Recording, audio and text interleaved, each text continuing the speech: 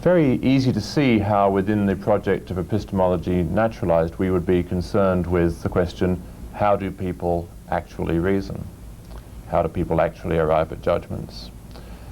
And we know what kind of inquiry this would be, we know what kind of evidence would be involved. And when we have some data about our actual reasoning practice, we also know that we could perhaps give an evolutionary explanation of why we go in for that kind of practice. It's because the people who didn't go in for that kind of practice didn't get to have any babies. But there's another kind of question, which is how ought we to reason? And in fact, these come apart quite sharply. We can certainly imagine that when we do the investigation of our actual reasoning practice, we come up with answers where we want to say, you see, our actual reasoning practice is that we tend to make mistakes in this kind of area. And indeed, there might even be an evolutionary explanation as to why. It's no bad thing to make a mistake in that kind of area. A popular example, it doesn't concern reasoning, but it's another kind of judgment. It might just be adaptive to underestimate the distance from you to a predator, for example. Makes you run all the harder, which means that not only do you escape, but you build up very firm thigh muscles. Now, the question for you is this: what kind of argument, what kind of argument or evidence could be relevant, not to the question how we do reason, but the question how we should reason?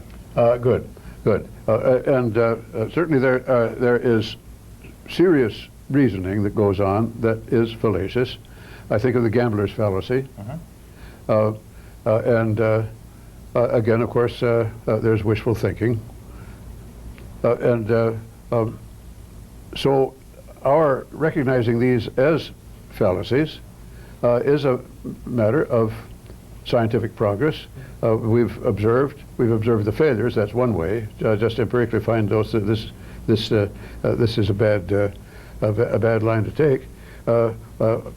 What we actually do is try to break down the considerations logically, and in the face of what seems to be a reasonable sort of so to speak, primitive statistical theory, see why certain things, certain ways of reasoning should succeed as they do, and we don't see why, in the case of the gambler's fallacy, why the bad run of luck should be followed by a good turn of luck any more than otherwise, and so that's where engineering, scientific engineering comes in, the engineering of the scientific process. Let me just get this clear. It might be, I suppose, that it turns out that people who engage in the gambler's fallacy have a happy life and have more children than other people. Supposing that that were so, that would no more make the gambler's fallacy correct reasoning than that we indeed take it to be. It would still be a fallacy. Measured against some norms. Now, the account of norms, as I understand it, is being given in terms of engineering principles. So I wonder if you could just say a little bit more about that. Yes, good. Because I think that if this happened, we would be changing our norms. And I think the norms here are like the norms in building bridges. And they're learned partly by trial and error, partly by scientific theories, reasoning, systematic reasoning on the basis of hypotheses which in bundles have been more or less checked by experiment.